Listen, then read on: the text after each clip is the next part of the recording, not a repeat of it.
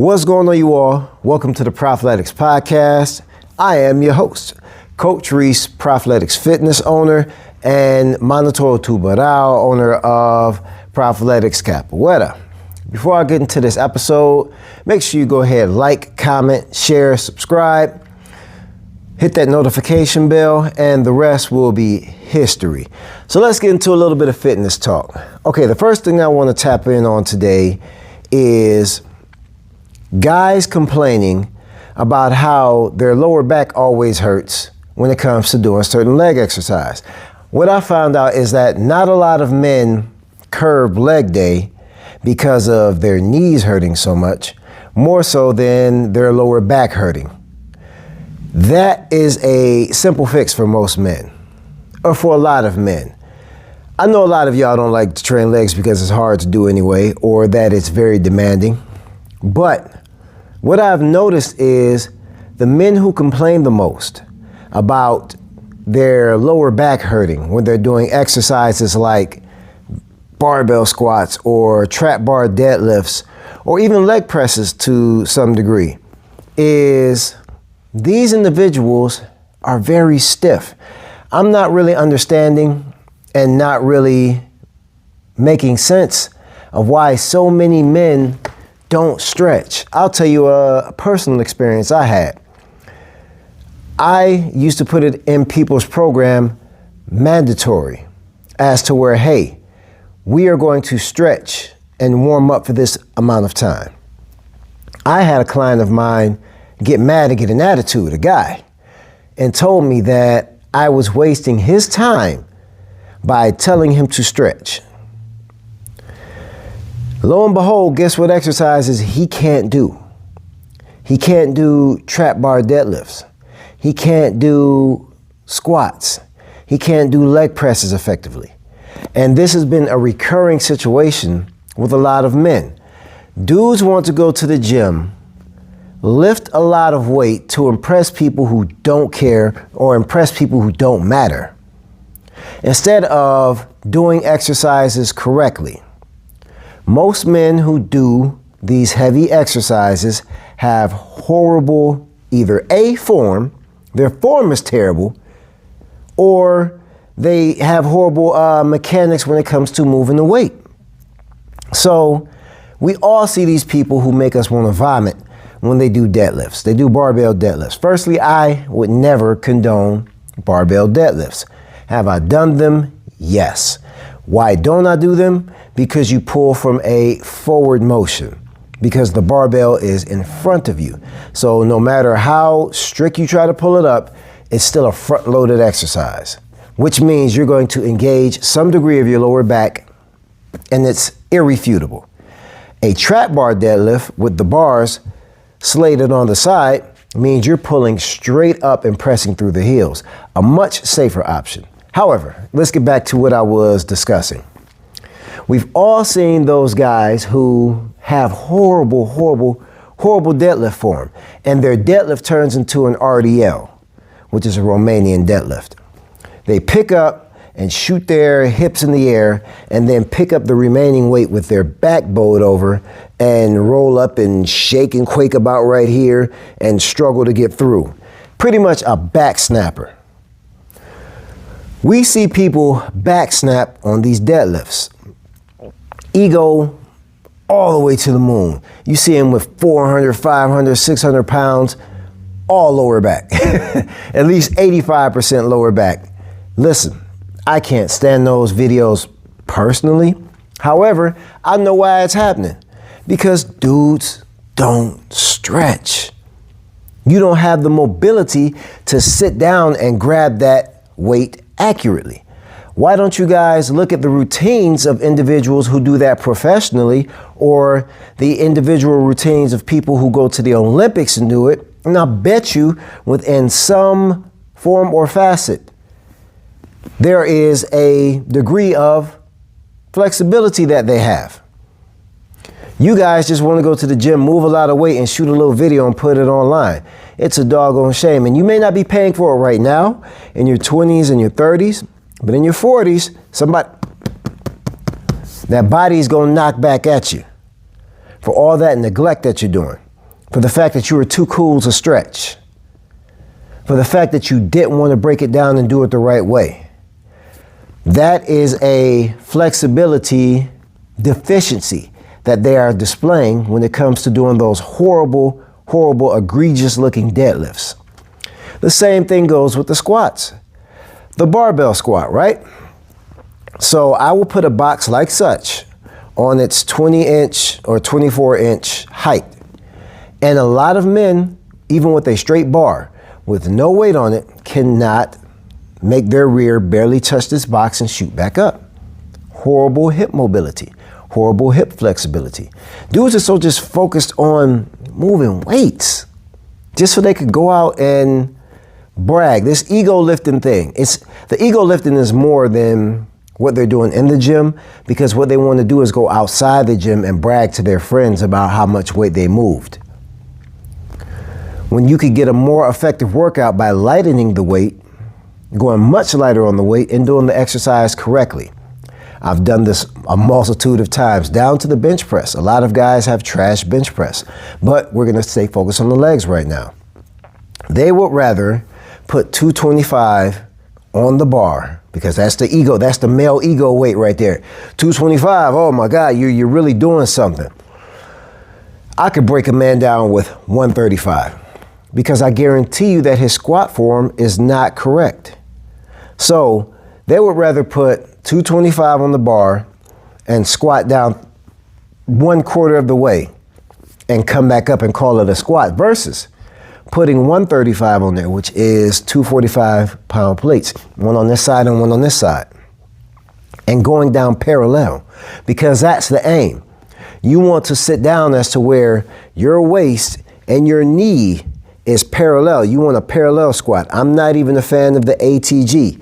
That's not for everybody, and I'll get to that in just a minute. But you want to get parallel as to where your hip and your knee are even, and then go back up to the top of a squat. A lot of these guys, if they had to do that squat correctly, they would have to break those weights down, because they don't stretch. Full range of motion. Full range of motion should be a must. It should be a requirement when it comes to you exercising. You dudes want to train for ego and not safety. Touching on the ATG thing, the ass to grass as they call it. It's a terrible squat. I don't care what anybody says, because tailbone tuck takes place. This is something that you can look up on your own. Go look it up on your own.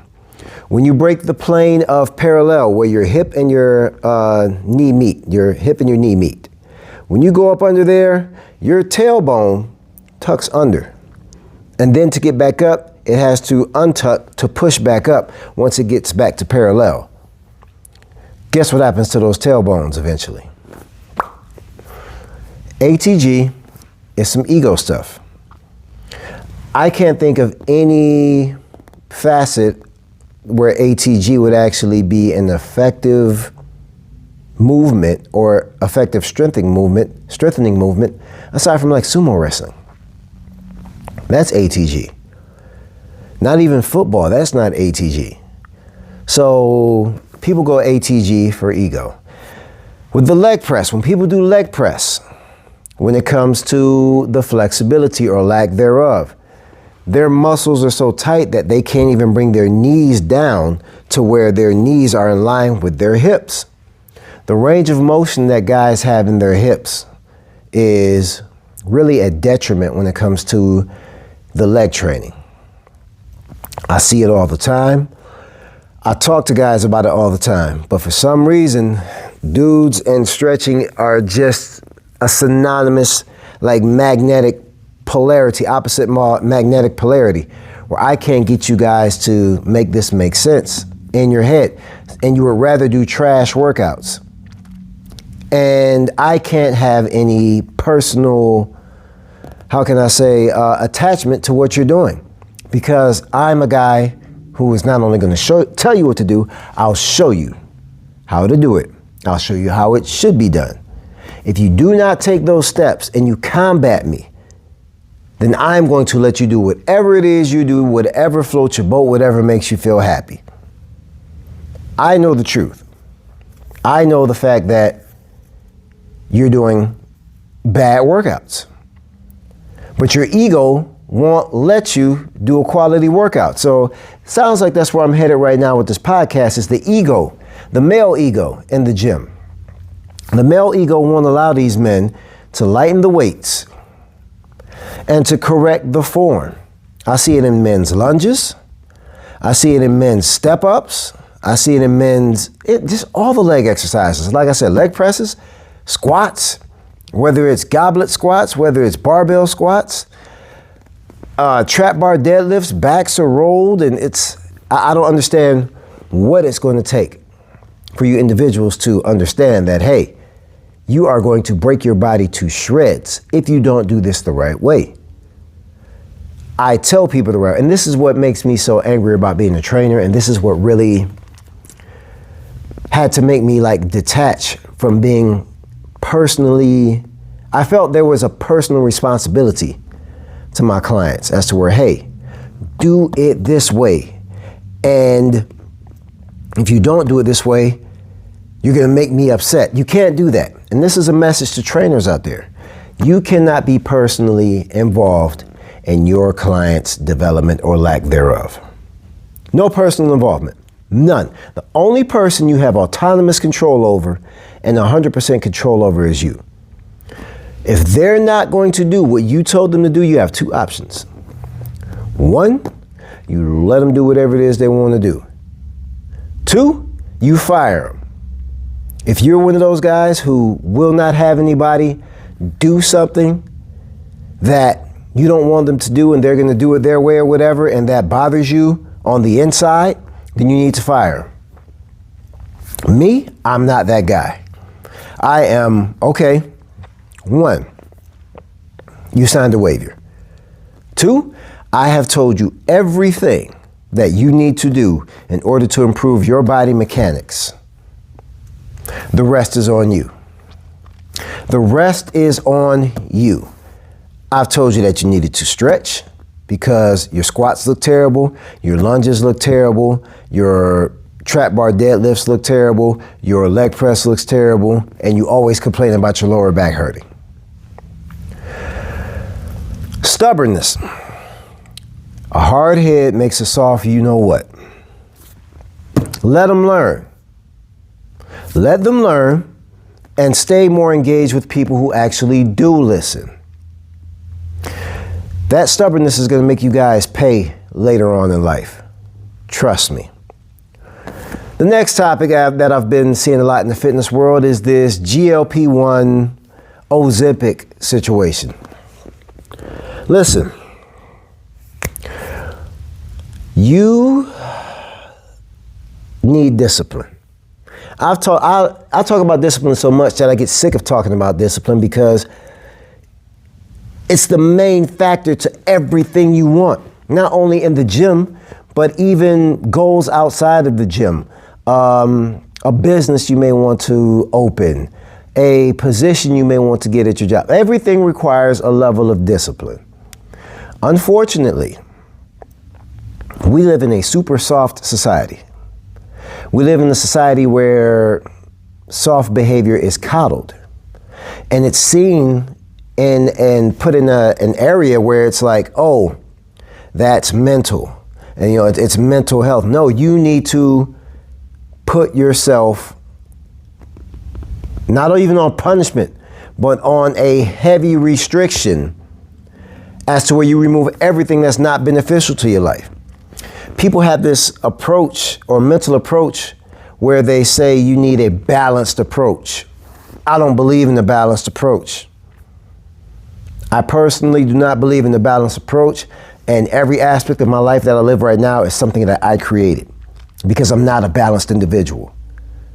I'm an individual as to where when I say this is what it is and this is what I'm going to do, this is what it is, this is what I'm going to do.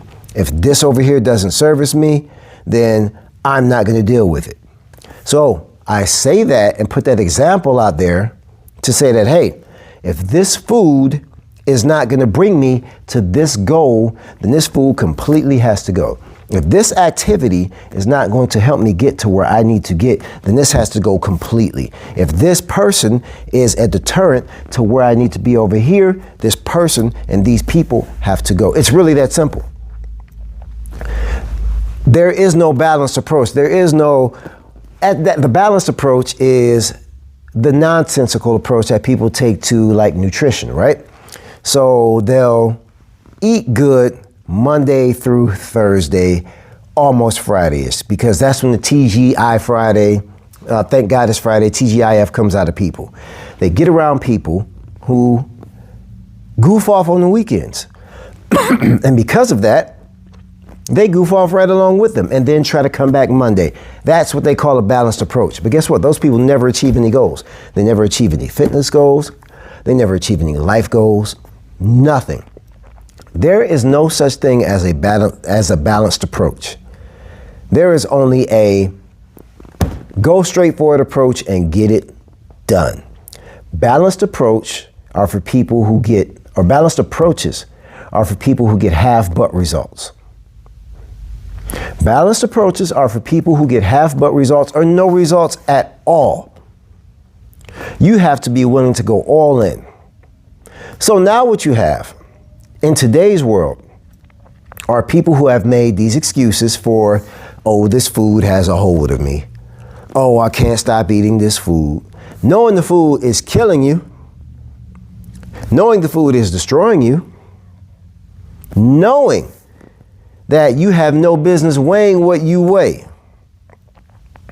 Now, good old government done got you with another one of their prescriptions. Oh, GLP-1.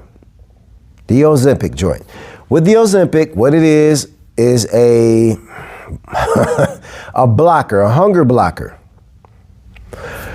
So you're going to lose a high percentage of muscle tissue along with body fat. What is it that I've told people a long time, for a consistent amount of time? You aim to put on body tissue. That is you being metabolically active. We live in the worst and laziest society ever. I swear we do. It reminds me of that movie WALL-E. And if you haven't seen it, go check it out. It's a movie that came out like in 2000, but it had the laziest society of humans ever. They didn't know how to stand. They didn't know how to walk. And we're almost there because AI is here now and a lot of people are going to be in trouble physically. But with the Ozempic situation and the GLP-1 situation, yes, people are going to lose weight fast. Losing weight is not losing fat. I'm not impressed by people who come to me and tell me, oh, I lost 15 pounds in a week. Oh, I lost 30 pounds in 2 weeks. Oh, listen. Easy come, easy go. And anything fat that you obtain fast is of the worst kind. Anything, a relationship, weight loss, money that comes to you fast. Listen, if you obtain it fast, there's something wrong with it. This weight loss that you guys are getting is the worst kind. It's going to have all type of side effects to backfire on you. Your bones will get brittle because you're losing muscle tissue. Muscle moves bone. Muscle is what burns calories throughout the day. You need muscle strength. That's like self-induced atrophy, sarcopenia, where muscle just deteriorates. And as you get older, over 30, 40, 50, your aim should be to maintain as much muscle tissue as you possibly can. You don't want to lose it. Once you lose it, you're frail, you're easy to hurt, you're easy to hurt yourself. You can hurt yourself doing the most minimal task. Checking the mail, vacuuming, whatever the case may be. But we're living in a society right now where this GLP-1 crap is taking off and people just, I don't know, people have no patience with themselves. People have no discipline and they're looking for an out. They're looking outward for what they need to fix inward. And inward, you need to assess the fact that you're just lazy and that you're undisciplined. and that you have to put yourself on a punishment because you have been living like a glutton for the past 20, 30, 40 years. Who you are is not who you're supposed to be. This goes way further than just meal planning and meal prepping. You got to go in here and look in the mirror and really face the fact that, hey, I am being a lazy individual. I'm lazy. I'm a sloth. I eat out all the time. My blood sugar is probably out of control. You know, I'm walking around here looking like I don't care about myself because truthfully, you don't when you don't take care of your health. Don't care what anybody says. You don't care about yourself. That's the unspoken communication when somebody sees somebody who takes care of themselves. You're not taking care of yourself. You don't value yourself. This is very, very, very deep. It's a newer trend, and we've yet to see the side effects to that extent. I heard some people are even going blind. Listen, please, people, if you're on it, get off of it. If you're on it, get off of it. Take your time, do things the right way. Everybody isn't meant to be skinny and pencil thin. Not everybody is meant to be built the same. Some of us have wider waist, some of us have more slimmer, skinnier waist. Like, your body shape is going to be your body shape, but you have to maximize what it is you have and who you are. You have to become confident in that. I personally know what I used to be insecure about, which is my waist is naturally a bit wider. But guess what? I don't care about that. I'm going to maximize that. A wider waist makes me a mesomorph, which means I can move heavier weight. So what I did when I found that thing that I was insecure about is I researched and found that there are 3 different body types. There's the ectomorph, the pencil thin, super skinny individual. There's the mesomorph, carries a bit of heavier weight, a little bit of wider in the waist. And then there's the endomorph, the heavier, more gelatinous, bigger individual. I fall in meso, so I looked up the traits of a meso, and it matched. I can put on muscle tissue a lot more easier than an ecto. But if I don't eat right, I can end up tilting towards the scales of an endo, which is the heavier individual. So, yep, I found out that I could move heavier weight, which was true. I could put on muscle tissue a bit easier, which is true. But my diet just has to stay intact. You have to find out who you are, what body type you are, and go and maximize that. Stop trying to be extra skinny. Stop trying to be a string bean. Stop trying to be what everybody else is, because that ties into another mental illness. These are like self-induced mental illnesses. The fact that you look at everybody else and try to be them, that comparison factor is why you're afraid to be you. You have went online and seen somebody with the perfect taper, the perfect build, or the perfect fighter, and you went out there and tried to mimic them, or you're trying to mimic them, and pressing down who you're supposed to be. That doesn't work. Once you become 100% confident in who you are, what you're supposed to be doing, you can't lose. You won't lose. Embrace who you are. Embrace who you are. I'll never be one of these skinny, super lean, cut individuals, but I'll be the best version of me that I can be. That's the whole idea, is for you to be the best version that you can be. But you'll never be that if you don't embrace who you are. Get off all these GLP-1s and those Olympics and all of that out here looking and getting sick, because you will be a sick individual because you won't have as much metabolically active tissue on your body. That stuff is taking your metabolically active tissue away from you and off of you. Get rid of it. In the boxing news, if y'all saw that Shakur Stevenson fight, it was a beautiful display. Beautiful display. He made T.O. look amateur. Real amateur. Shakur Stevenson is the best fighter at 40. Nobody between the weight class of 135 to maybe even 154 when he grows into it, nobody beats Shakur. He's still young right now. So he just moved up to 140, dominated Teofimo Lopez with a jab, man. Like, the jab sets up everything.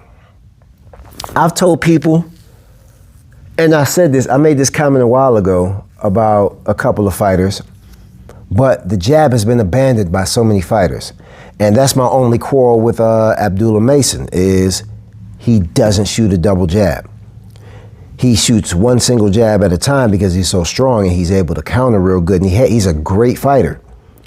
However, the only fighter who I see shooting a quality double jab at this point in time is Devin Haney. Nobody really doubles the jab. Nobody triples the jab.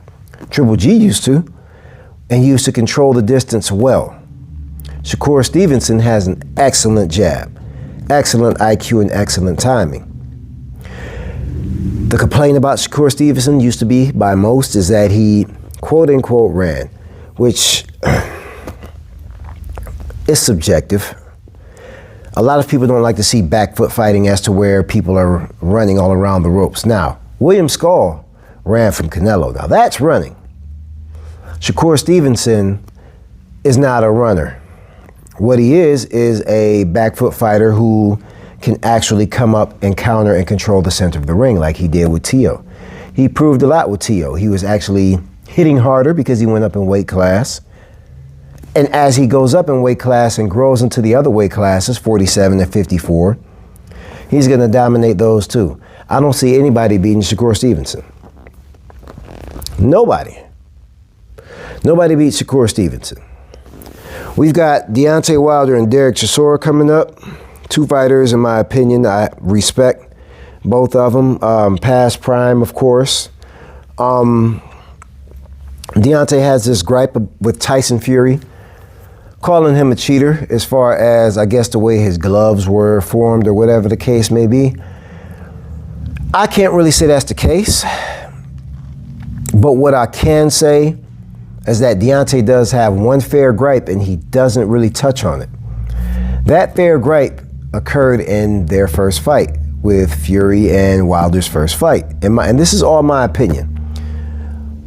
However, what's not my opinion and is fact is how long the ref gave Tyson Fury after Deontay Wilder knocked him down. That was the longest 10 count I've ever seen in my life. Fury was knocked out. He was done. He was done. That was the longest 14, 15, 16 count I've seen. Fury has a habit of being saved by the refs. The same thing happened in the second Usyk fight with him. There was a point that Fury was out on his feet, and the refs saved it. So Deontay Wilder has one fair gripe, in my opinion, and that fair gripe is that, Tyson Fury was out. They robbed you of that knockout.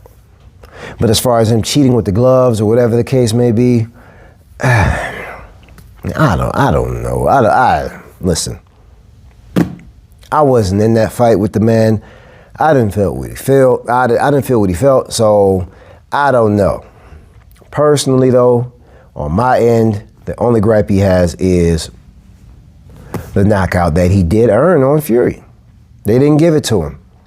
I've got my reasons that I think, but that's a whole different episode of the podcast. But anyway, that's enough for the podcast today. I touched on the egos of men in the gym, men not wanting to stretch, how that affects their form, and how that will affect their development and their bodies later on in life. We've also touched on the GLP-1, the Ozempic. Please leave it alone. Stay away from it. If you're on it, get off of it. Get some more doggone discipline, do things the right way. And we've also touched on a bit of boxing. So I hope you enjoyed this episode of the podcast. Like, comment, share, subscribe, and I'll see you in the next episode.